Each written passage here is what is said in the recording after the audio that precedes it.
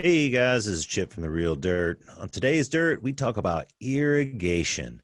That's right. So many cannabis farmers are hesitant to put irrigation in their small operations and even in their big fields, but we're going to demystify it a little bit with you today. Today, I'm going to have a co-host, Justin Jones. He's been on the show many times before, and he has some large hemp fields that they irrigate. And I'm also having Michael Boggs of Blumat Irrigation.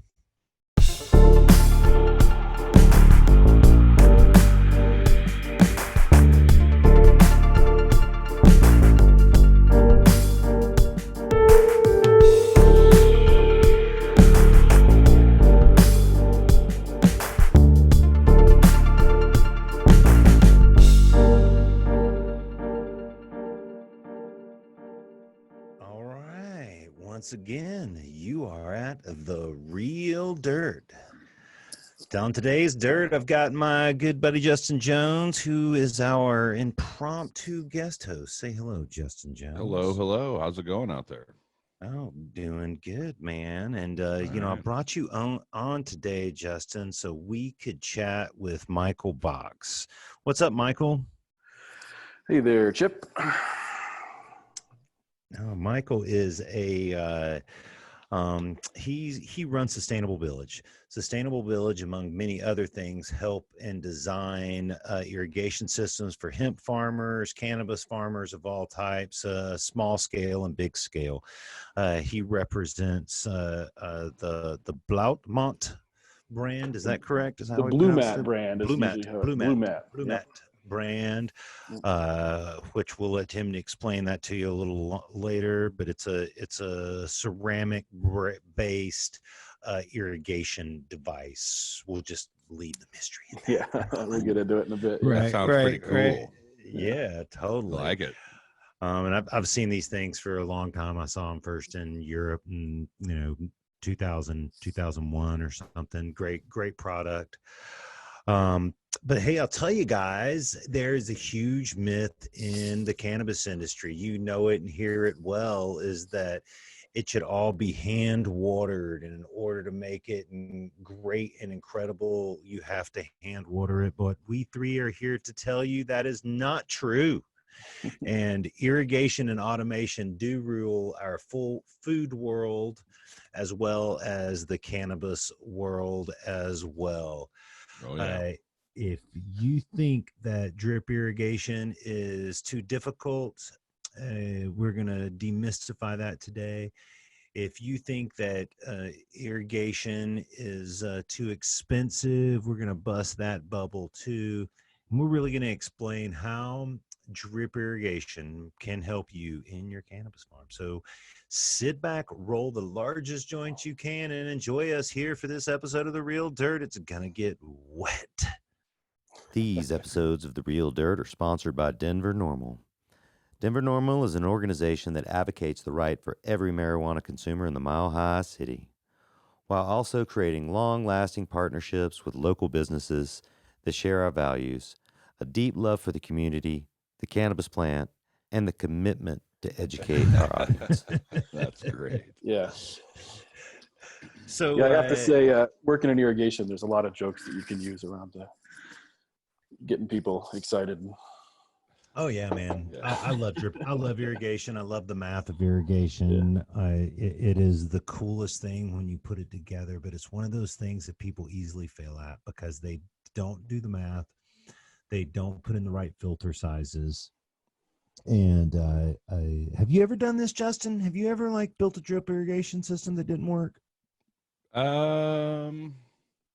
I'm kind of a hand watering kind of guy still, but I have a really tiny cannabis farm in Denver, so we can do that. We have I've messed around. Sure, but all your large scale hemp stuff. All the large scale stuff is all irrigation. Yep. And it's a big deal. And I'll tell you what, you definitely don't want to screw it up. You want to make sure it's correct because I saw some people that are that definitely scrambled this last year, 2019, during the planting season, and their pumps weren't ready, or like you said, the filter or something, this or that. There's a lot of things that that go into a successful irrigation system, and it's also a living, breathing thing that on a daily and weekly basis, needs to perform. So it's that's absolutely right. Super important.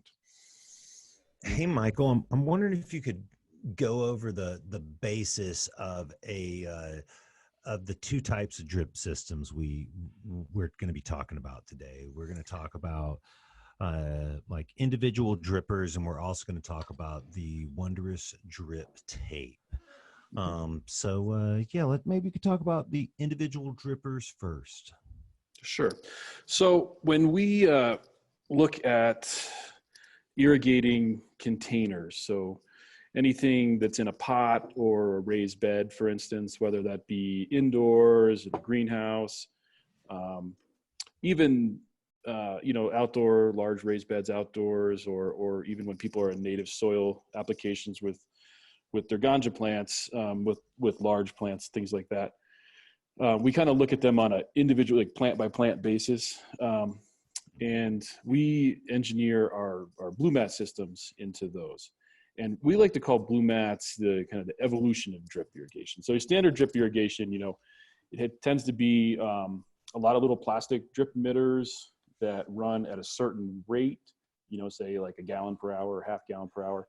And those are all usually pressure compensated. Yeah, pressure compensating or non-pressure compensating, depending on the application. And those are fed by a pump system that runs at a pretty high volume, usually on a timer. So, say you have a greenhouse with raised beds, and you have emitters in the beds, and your timer kicks on for 20 minutes a day, twice a day, something like that, and it gives us kind of the standard amount of water.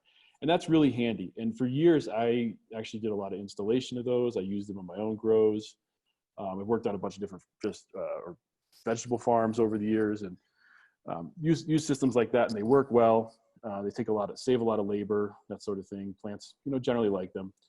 The way our Blumats work, and I know you said you've seen these before, Chip, and what they are is they're a ceramic cone with a little plastic cap on the top, and through the top that plastic cap, there's a very thin 3 millimeter line. It's a silicon line. The cone itself is filled with water, and it's buried in the soil. And as the soil dries out, the ceramic cone dries out a little bit, which pulls a small amount of water that's inside the carrot. We call them carrots. Pulls a small amount of water into the ceramic, which creates a negative hydrostatic pressure inside the cone, which pulls down on a little membrane, which opens a valve and allows water to flow through the top of it. So it's basically an on-off valve that responds to soil moisture. And then so it lets water flow through the top of this valve and rehydrate the soil, which rehydrates the cone, which closes the valve. And that's like a variable flow as well. So, if the soil is drying out really fast, the valve will open more and water more. And, it'll drip out even into, like, you can have say if you had a small pot, like a 1 gallon pot or a 3 gallon pot, you could just have it drip right out of the carrot. If you had something bigger, like a 5 or a 10 gallon, you could have some little distribution drippers that it would drip through. Or with large pots, when we're talking like 45, 65s, 100s, 200s, that sort of thing, or raised beds, we feed it into this array of soaker hoses that we have. We call them Blue Soak, but they're a really interesting soaker hose made out of Tyvek. And either way, what we're doing is maintaining really static moisture levels in the soil with the Blumat systems. And that is different than a traditional drip irrigation system with individual emitters that is going to have wet periods and dry periods, and it's going to have these big swings in the moisture levels. Are much more like running rock wool as far as the moisture level, in that it maintains a really even consistency. Mm-hmm. Yeah. I hadn't really thought of it like that, but yeah, I suppose it is. That's the two major like sections we have at that we sell drip irrigation to: Cultivate OKC, Cultivate Colorado. Yeah, is they're either quote unquote hydro growers, So they want their medium to stay moist all the time. Or they're soilless growers and they believe in some sort of wet, dry down period type of, right. Yeah, which, you know, that's a school of thought. Hey, I've done it all, Yeah. honestly, and man, it's just how you want to do it, right? For me and my scales in the past, I can't see like water savings on one versus the other, or a grow technique or growing better in any way. The yields seem to be the same, but it's just preferred. You either want it wet or you like to dry it out. Yeah. All right, I got something for this. So at my recreational marijuana grow, medical and rec in Denver, Dank, we still hand water, and a lot of that reason, got 80 lights or something. I mean, we're tiny, 100. We have 100 lights. We're small boutique growers, but part of the problem is that I have multiple cultivars on a grouping of plants. Okay, so and that's just we're vertically integrated, and we just basically we grow a little bit differently than you'll see in a lot of places. But what's cool about what I'm hearing from your system is this might actually work. And the reason that we don't drip irrigate is because if I've got 8 different cultivars, they can all be in the same size of cocoa, and they can be in the same in the same grid and all that. But they're going to use their water and nutrients a little bit differently. So we actually hand water, and we kind of look at each plant on its own, because if we just give everything 10 minutes a day, certain things are getting overwatered, and it becomes really difficult to get any kind of a dry down, or it's just definitely easy to overwater certain things. So yeah, and overwatering is a huge problem, right? I mean, so your system has the ability to, each one of these carrots is its own has its own sensor to how much moisture's there, and it's kind each of an container will situation, maintain the same amount of moisture. Yeah, I think you guys are just jumping right to the heart of it here, which is that's exactly right. Different, phenos, different strains, whatever you're going with, even like different places in the greenhouse, or the room. Some are going to be hotter than the others. All these different containers are going to be using water at different rates. Yep. So this allows the plants to just take just as much as they want and not too much. And the systems, the supply lines are under a constant pressure, so this water's on 24 hours a day. Right, yeah. And it's very low pressure, like our max PSI is 15. So we just need to maintain a very low pressure on all the supply lines, and then as soon as the plants want some water, they just open up the valve, and it's really like the plants are actually controlling the on-off switch to the water. And in fact, when you after a plant's done growing, and you pull the carrot out and you look at the pot, there'll be a little conical hole, where the carrot had been embedded in the soil, and it'll just be completely solid root mass. So the plants actually wrap themselves around the carrot and start exerting pressure on that to control the valve, which is, that's pretty cool. That's kind of the higher level of it, but yeah. So I've used this example over and over again when people talk about how bad drips irrigations are, and I'm like, well, let me tell you, if you have a right drip irrigation system, when you're done with it or halfway through, you will notice that the very top of your soil is just a mat of roots, right? And roots will come out of the top of the soil even. Yep. And to me, that just sounds like everything. It's just a healthy environment. It's hard to argue with that one, honestly. But I've never seen. I'd love to see a picture of this, man. Maybe we could get one. You could post it on my site. I'd love to see this. Yeah, and if people check out our Instagram, it's Blumat Watering Systems. Blumat Watering Systems. That there's a bunch of pictures on there, and people send them to us all the time, where there'll be like a little dripper, where the water enters the pot, and we actually have to put the drippers up on a stake about 2 inches above the soil, because what happens is if you lay it right on the soil, the roots just grow up into the dripper and clog it. And people send us photos all the time of having this mound of roots just underneath the dripper where the plants are getting it. And I've actually had it at home in my little greenhouse at my house. we're using the soaker hose, the drip tape soaker hose that we use, this Tyvek soaker hose, in like 100-gallon pots. I'll put a big spiral of that. The root mass will actually grow over the top of the soaker hose and completely encapsulate the soaker hose, so that you have to, like, at the end of the season, actually tear the roots back to get the hose out from underneath this thick root mass, which is, it kind of blew me away the first time I saw that. So yeah, I'm checking out your Instagram site, and I see that the other product you have, this Tyvek, like it appears to be a drip tape like product. Is that what it is? It's different than a drip tape, and so most when we think of drip tape, it's like extruded plastic. It's black, and it's usually flat looking when it's dry, and then it swells up. But there's emitters built in, every 8, 12, 24 inches, however, whatever distance you want. And then those emitters have specific flow rates. And, that's the same thing. You turn that system on, and it emits at that spacing for that flow rate.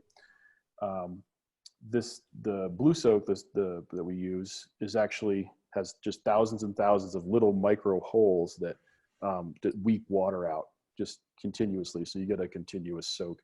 And it also operates at a really low pressure. It'll operate down to 2 psi, which is much lower than like the traditional drip tape. It needs more like 8 to 10 to really function. So we bounced around a little bit, but a couple things I wanted to get in here is the important parts and pieces that people need when they go to design an irrigation system. We're going to list them out here. So if you've got a pen and paper, go get it. If you want to write it down in your notes, perfect. We're going to list the parts of the drip system that everyone needs, and maybe give a little understanding. You need water. Yeah, that's where it starts. You need a water right, source. Yep. You need a water source, right? Yeah. Hey, Justin, do you guys have holding tanks, or do you come right off your water line for your large irrigation? We've got both. We're coming out of wells. We've got holding tanks. I know guys. I saw people that are straight pumping right out of the river.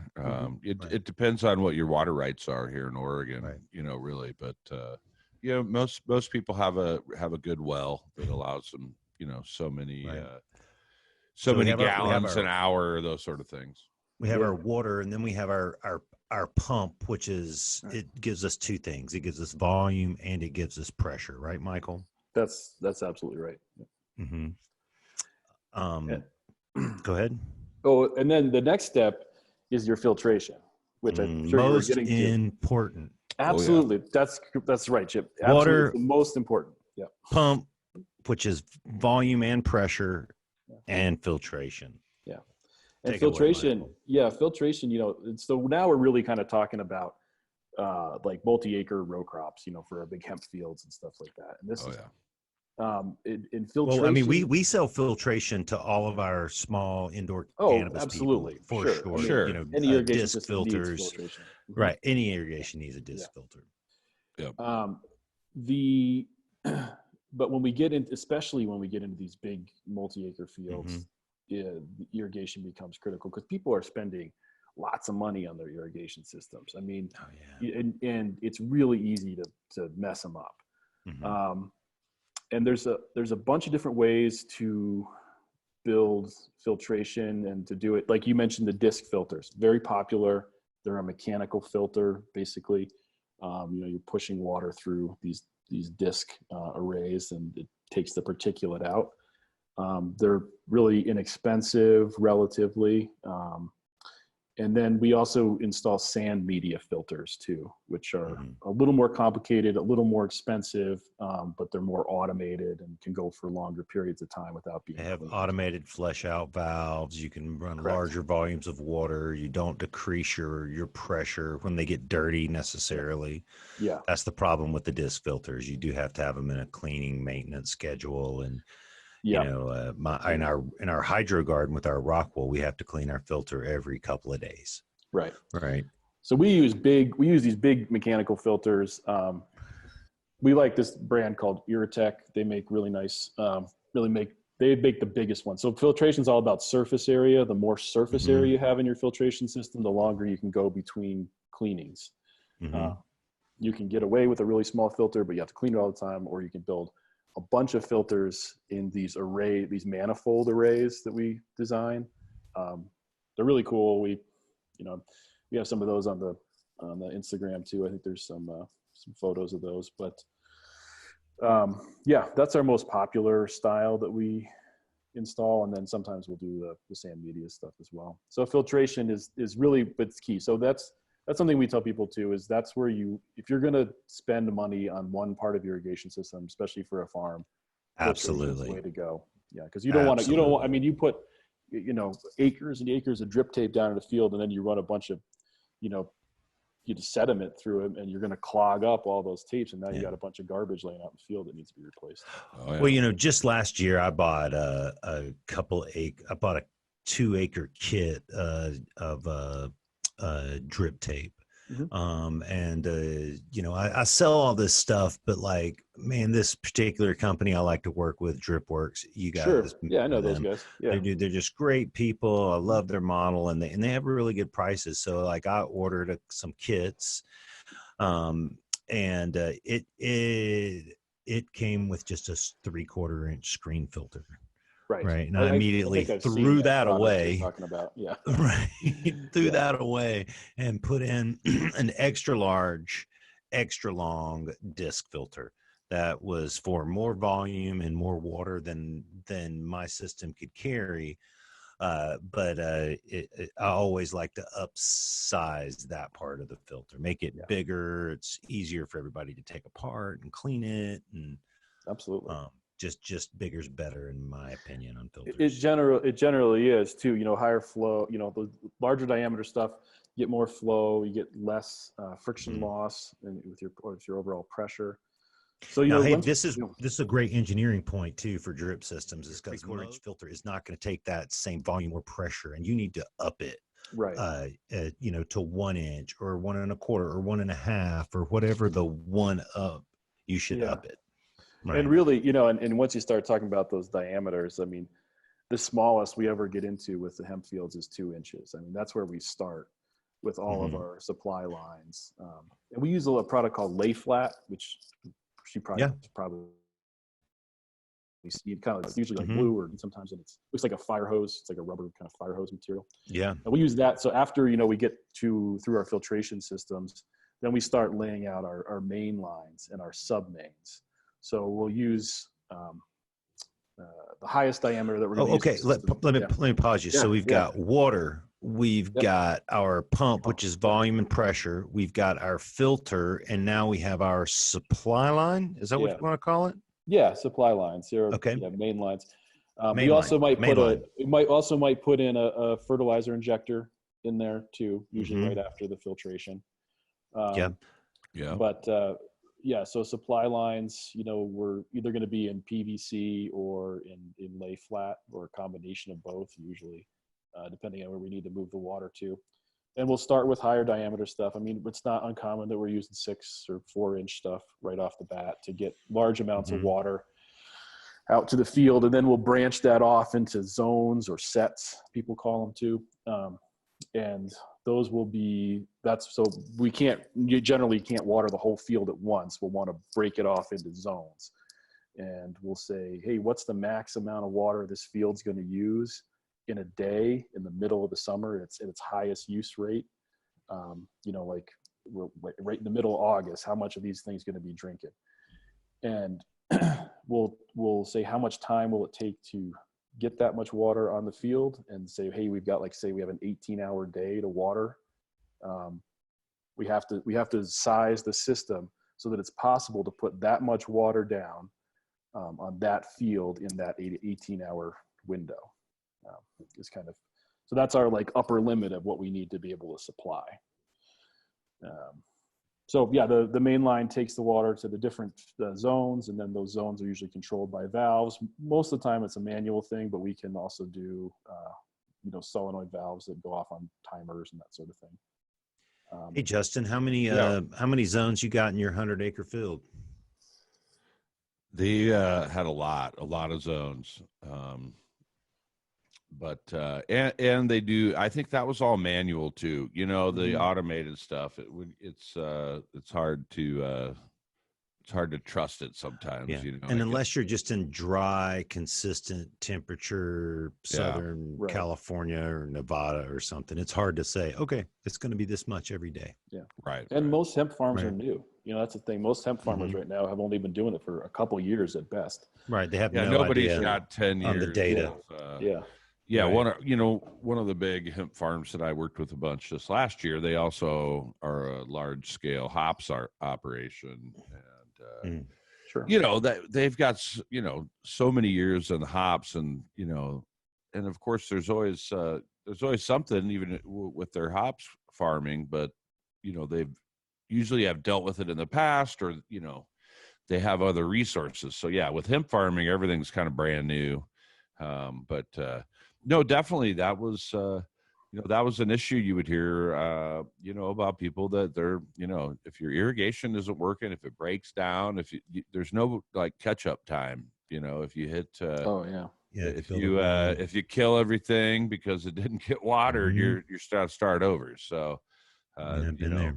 And it definitely seems challenging now with these systems. This last year I saw guys that were running drip tape in with their transplanting, and so the tape was like I guess in the ground on the raised beds, and then I saw a lot of people that planted and then put the drip tape out after the plants were in, and maybe they did a little bit of overhead watering at the very beginning with the transplants growing in.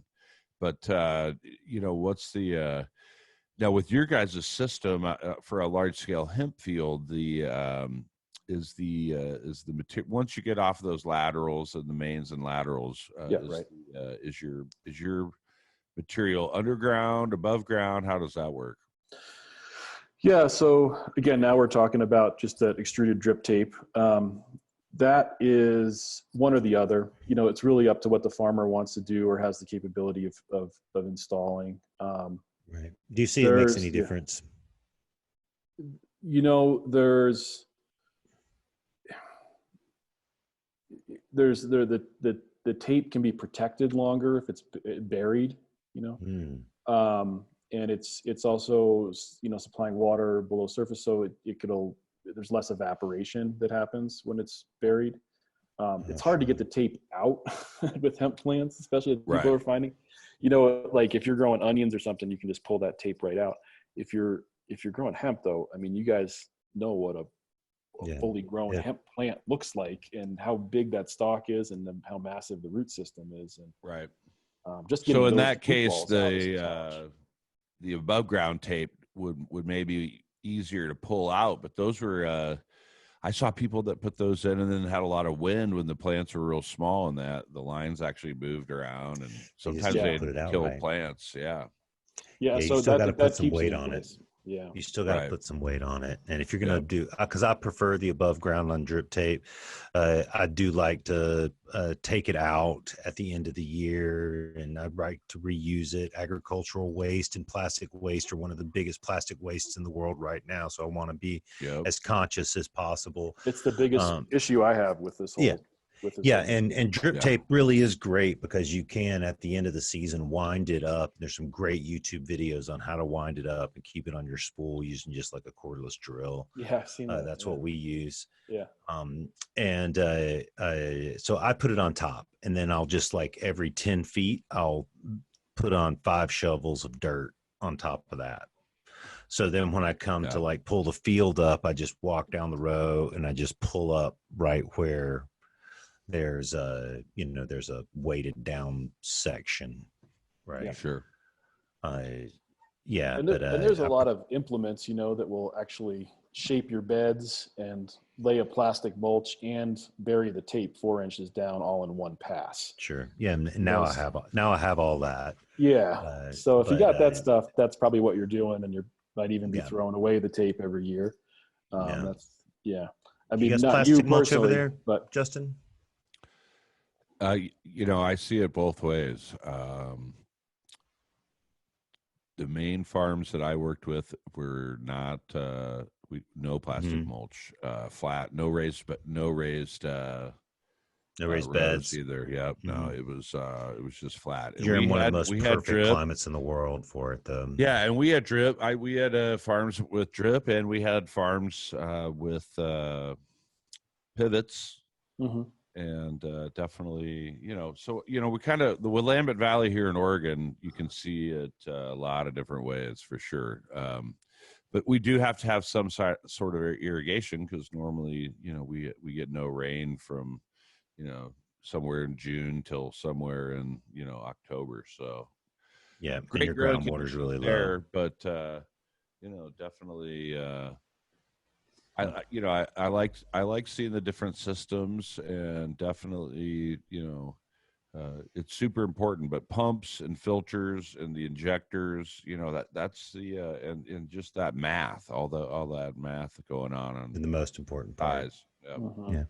Hey, gentlemen, I think this is a perfect time for us to take a break. Let's just sit back and roll up the largest joints you can and join us just back in a few minutes for the Real Dirt.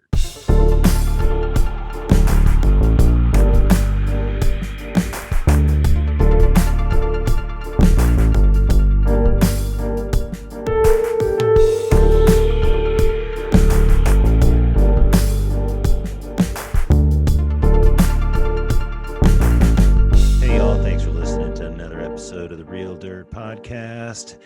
Hey, in these trying times, it's kind of hard to find all the parts and pieces you need.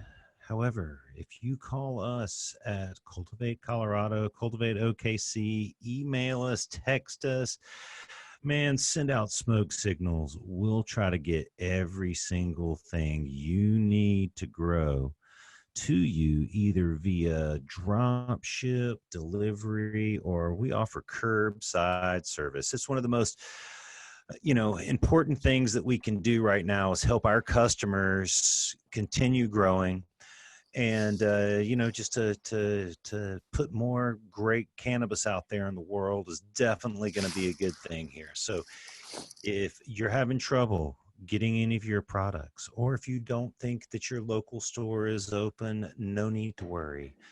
Contact us at cultivatecolorado.com, cultivateokc.com. You can look us up on our telephone number. You can drop me a line at chip@therealdirt.com. You can PM us, you can DM us, you can do whatever you want, and we will go out of our way to get you everything you need in these trying times.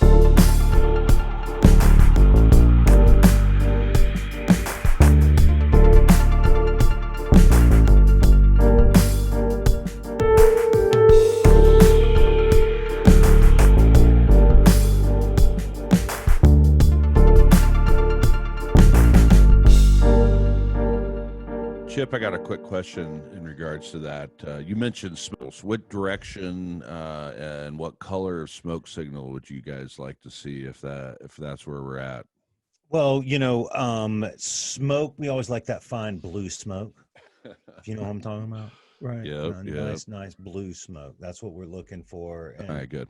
it's the intention of the smoke signal, I believe, Yep. that will draw us to it like flies in light. Yes. Oh, so man, great to be back with you guys today. We're talking about irrigation. I've got Michael Box and Justin Jones here. Justin Jones has done large scale commercial agriculture with hemp, and he also grows ganja by hand in Denver. Waters it by hand. Michael helps transition those exact people into irrigation systems. All right, fellas, like where were we? We were talking about the parts and pieces of an irrigation system. Let's just keep reviewing it for everybody. As we've got our water, we've got our pump, that's pressure and volume. We have a water filter. We then often have some type of a fertilizer injection system, a siphoning fertilization system. Some people have an additional tank, which requires a different pump and an additional filter. Mhm. But then we have a main line that brings all the water to our garden. And from our main line, then we set it up into zones. The zones end up breaking into smaller lines that run through the garden, and then the individual drip lines come off into our containers. Unless it is drip tape, then your supply lines are actually also your drip lines as well. Right? That sounds Yeah. easy. Yeah. I don't know if You got it. anybody else got lost, but all right. I was following you there. Yeah. Yep. So, Michael, when we put all these stuff together, what's people's? They've got all the parts and pieces. They've figured out, and they've got everything right. What's the main way they mess up right now? Well, we talked about a lot of math involved with these big systems, and when we're looking at acres of plants. And the main problem we see is when folks try to do it themselves. And I'm all about do it yourself in many aspects of life, but with these irrigation systems, it's really, really helpful to have somebody engineer it for you that knows what they're doing. Because the last thing you want is, like we talked about, getting to the middle of summer and all of a sudden you can't get enough water on those plants, and you've got hundreds of thousands of dollars worth of plants in the field that are dying before your eyes because you can't give them enough water. Or you're at the beginning and you just spent all this money propagating, and your pump's not big. Your pump's not big enough, and that's usually what I was hearing was, these guys, they didn't do the math right. Their pumps weren't big enough, or they couldn't push enough through the filters. So it's because that is the case. Just to explain it to people who have zero knowledge of this, it's real simple. There's a certain amount of volume and pressure that you get at the beginning of this whole thing, and that is as much as you're going to get ever. Right. So you take all of the drippers that you have and divide it by that number, and that's roughly your limitations, right? Yeah, even mine. It's more complicated than that. If you have a good well that just keeps putting out for you too. So yeah, right. I mean, if you got a 5-inch well and it's putting out 8,000 gallons a day, it doesn't matter if you have a 4-inch line that put out 14,000 gallons a day. It's only going to get 8,000 gallons a day. That's right. Right. Yeah. Mm-hmm. And often with big multi-acre fields, we're looking at hundreds of 120 gallons a minute we're trying to put out. So it's really pretty large volumes of water. So having that engineer, and I do a lot of design work here. We put the systems together. We source parts from a bunch of different manufacturers that we have really great relationships with, and get that system to people. And do all the kind of tech support, customer service, everything that needs to happen.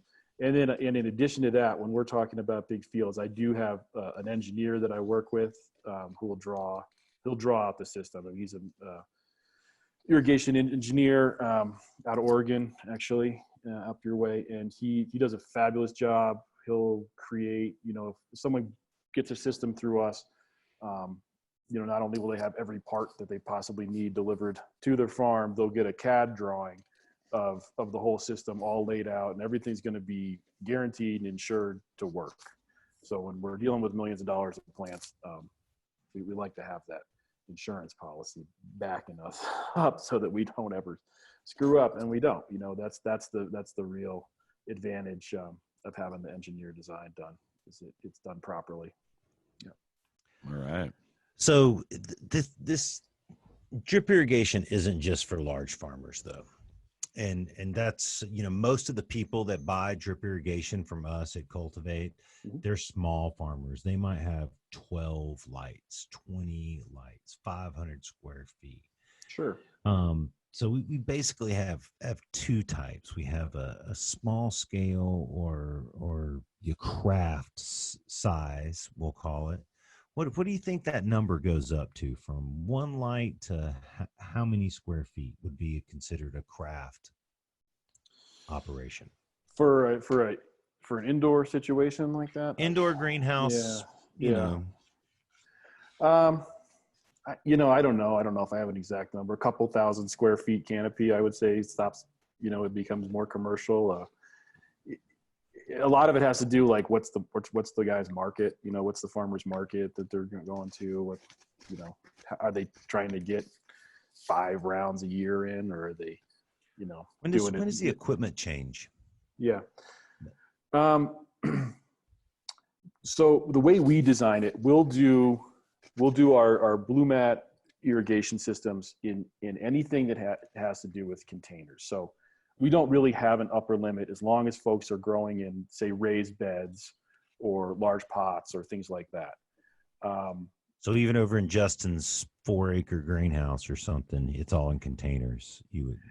Yeah. So that'd be a situation where, if he's growing in a lot of small pots, we have some different ways to use the Blumats with that.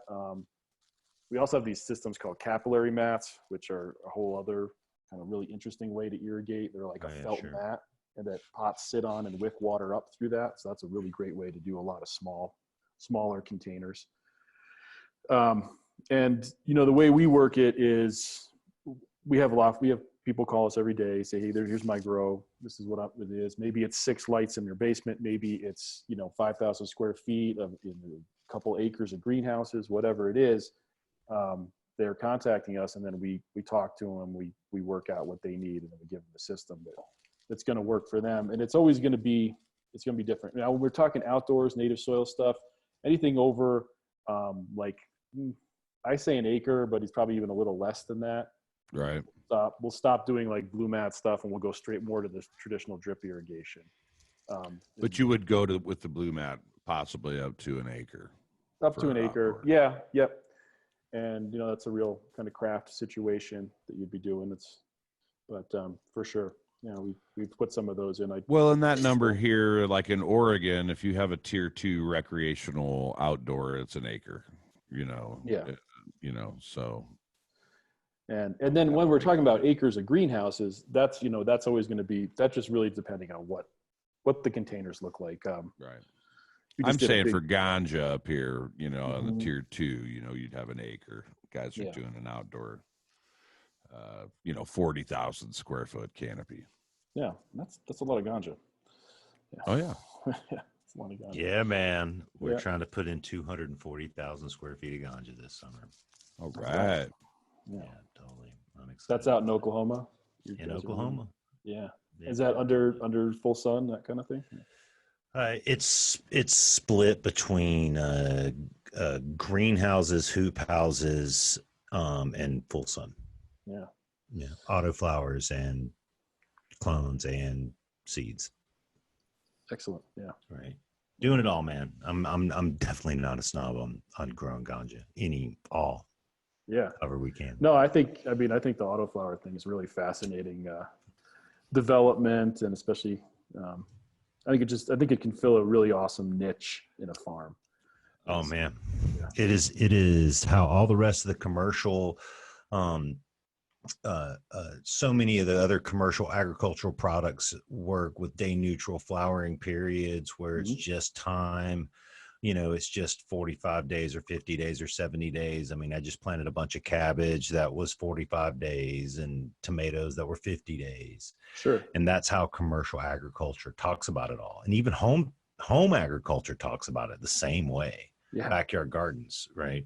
Yeah. No, I was just ordering all my seeds for my kitchen gardens just the other day. And, I'm up in the mountains, so I like to pick those short windows, those short days. Yeah.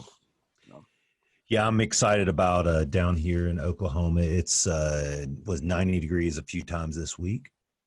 The spring has definitely sprung. It may freeze once or twice, but yeah, we're ready to go, man. And places like this are perfect places for autoflowers. I know many people grow them inside, which I don't quite understand that, but but outside they're just, you can start planting right about now and keep planting until well after your first freeze.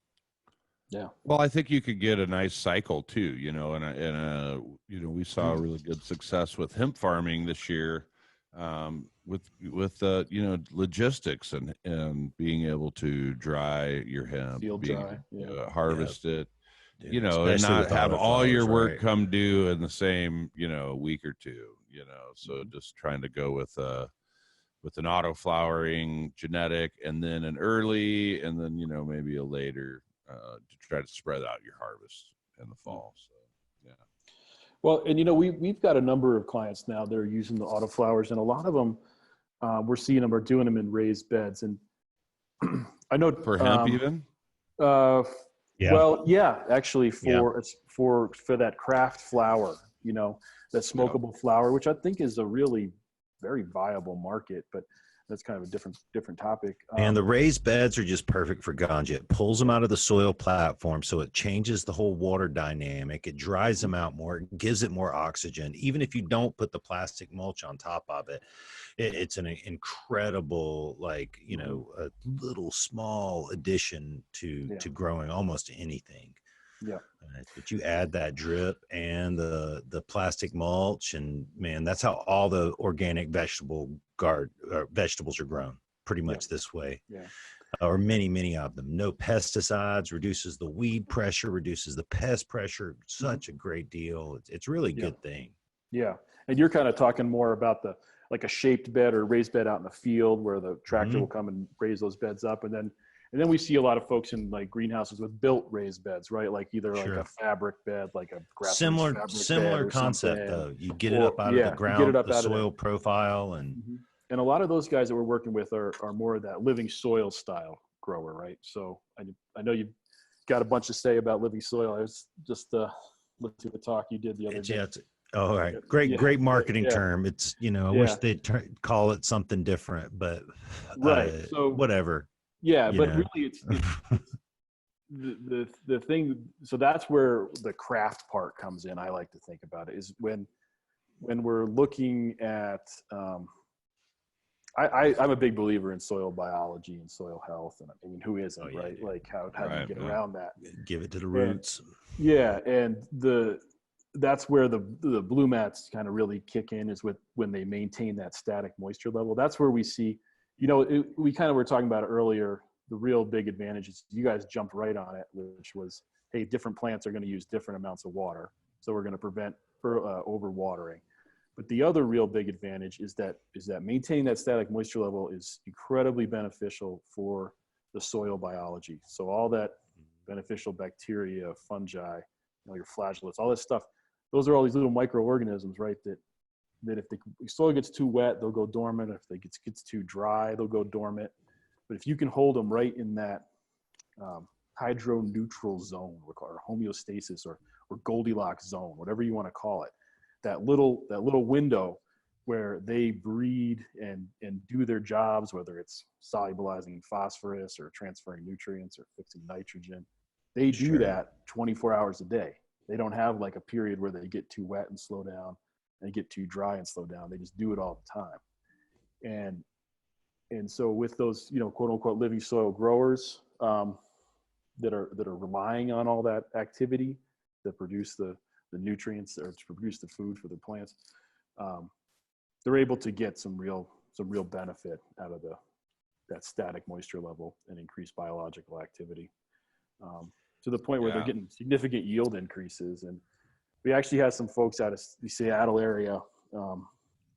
They're about to publish this paper in one of some new peer-reviewed journal. So I can't go into all the details, but they've done some really controlled studies with Blumats versus hand watering, and saw increase. I mean, it's really dramatic increases. You know, it's the order of like about 20% increase in yield.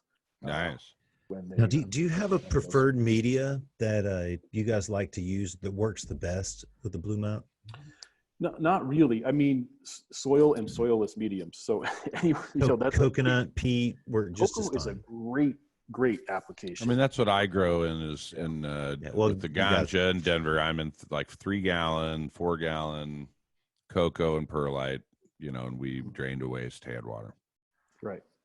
So yeah, I mean, cocoa's got that tremendous capillary action. So it moves water from side to side and evenly distributes it. So, that's a really, Blumats work good in that.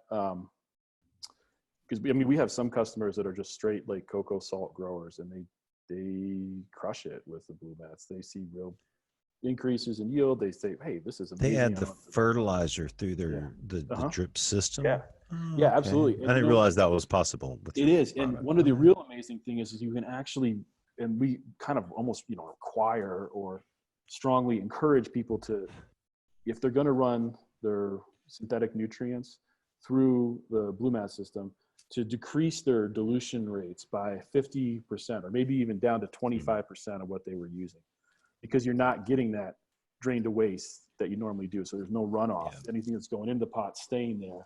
So we don't really. So you reduce your fertilizer level consumption by 50% right off the bat.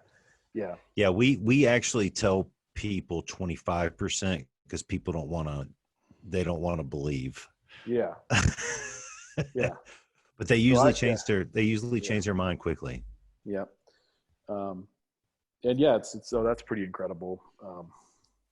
Because there's virtually no runoff with your system. That's the idea. Yeah. Once they're dialed in and tuned, they're just going to maintain that static moisture level.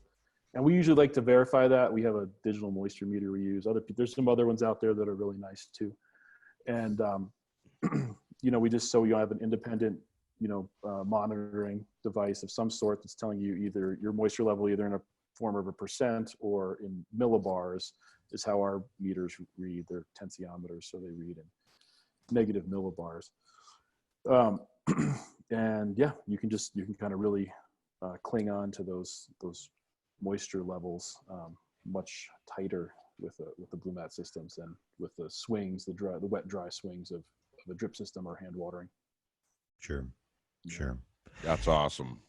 No, I'm excited. I'm going to get a hold of my growers and have them check it out, because it's a good solution for you. Most of Justin's rooms, I can't remember, but I think they're mostly like 12 to 20 light rooms. They're right? small. Yeah, everything's small. They're all small, so work great for this. Yeah, and a lot of times when we talk about converting a system over that's existing, we really also encourages people to start small. Hey, we could just do a room or. That's what I mean. Yeah, do a room, and then you practice, you get good at it, because there's a learning curve, right? Sure. I mean, it's a new technology. It doesn't just work flawlessly right out of the box. You got to learn how to install it right and tune it, and then when you tune it, and now it does a fabulous job. But it takes that couple weeks to learning curve. And sure.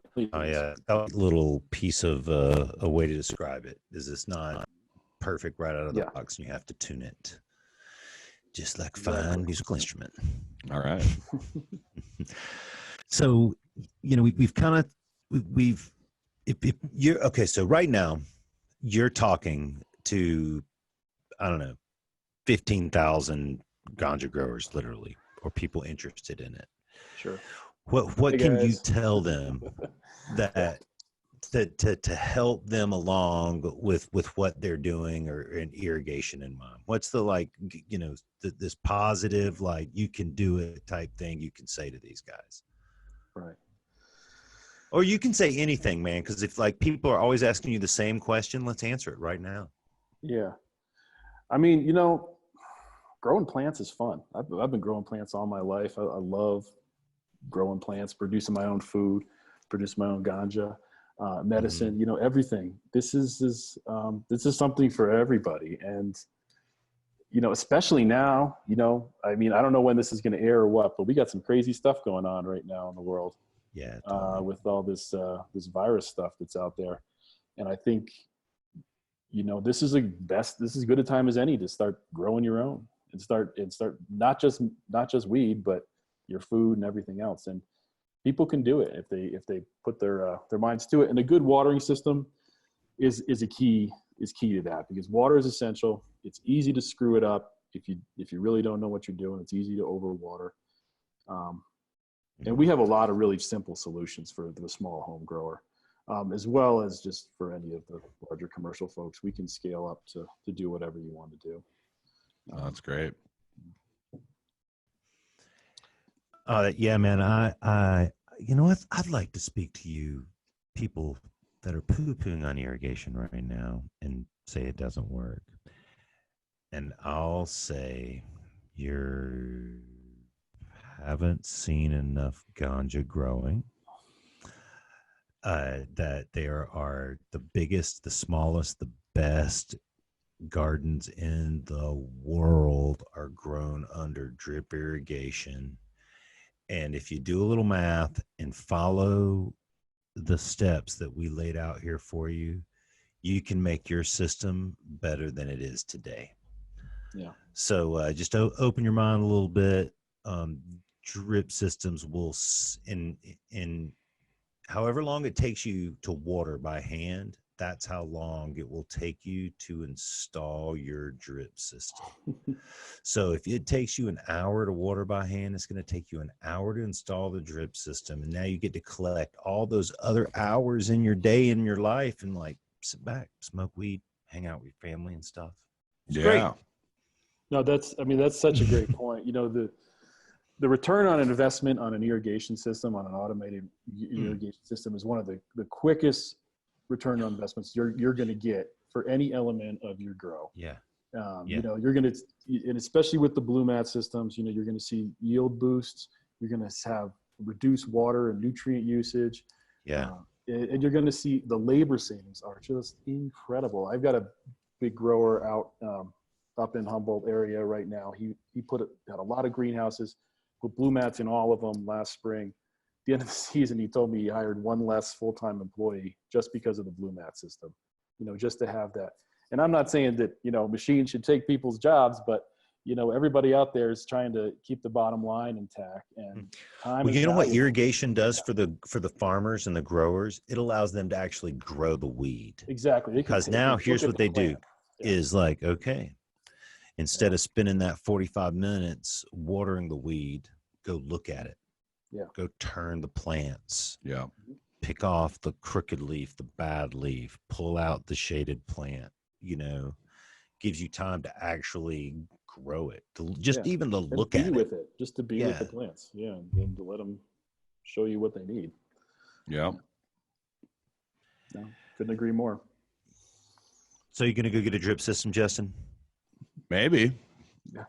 I can't wait to go check out the Instagram page. What was your Instagram again? So Blumat Watering Systems is we have two. One's Sustainable Village, and then the other is Blumat Watering Systems. That's where we put all our cannabis related material, and it's the more popular one too. Sweet. We're also, like I mentioned, we're based out of Boulder, Colorado. We actually just opened up a really nice big office and showroom, which is now shuttered with everything else in Colorado for the next month. Yeah, or so. totally.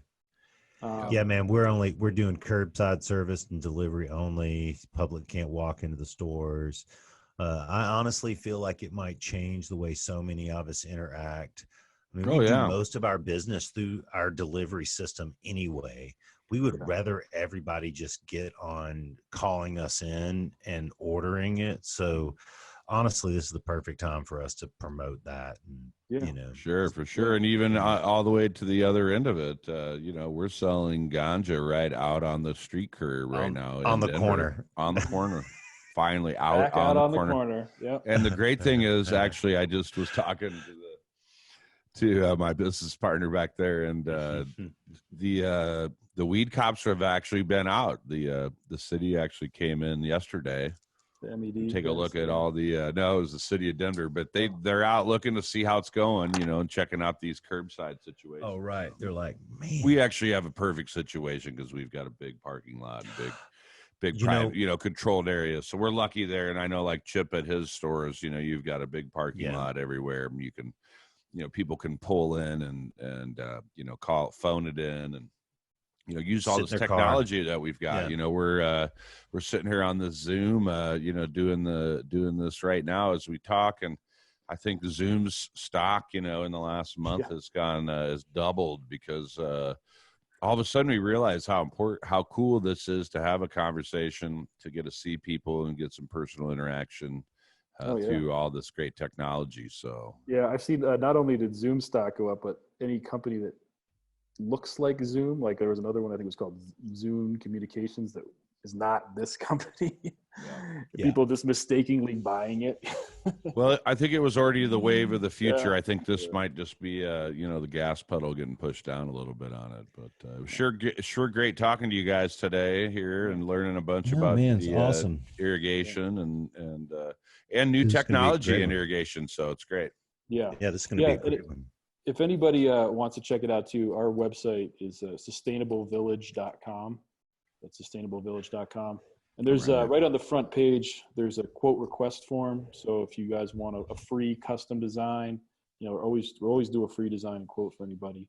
There's a button right there. You can request that. And there's also a really nice informational catalog. It's a PDF that you can download as well right there on the front page. It kind of lays out how the Blumats work and kind of our products and services overview. So sustainablevillage.com. Yeah. Man, I got some projects. Maybe we'll get you guys involved on a couple things too, man. I do. I've done all my irrigation myself forever, but anytime I go into one that's built by a professional, I'm always like, oh yeah, I should have done it that way. All right. Great, guys. Hey, man, I really appreciate you joining me for another episode of The Real Dirt. If you like this episode or want to download others, check us out at therealdirt.com or on iTunes at The Real Dirt Podcast. Please, please, please subscribe, and you can get all of the 70 plus episodes that we have sent right to your mobile device. Hey, also, if you're out there and you see people in the world, just give them a smile and spread a little cheer and love and kindness. We're all in this world together, and I think what's going on right now has made us realize how small it really is. So I love each and every one of you. Roll up the largest joint you can and listen to this episode again.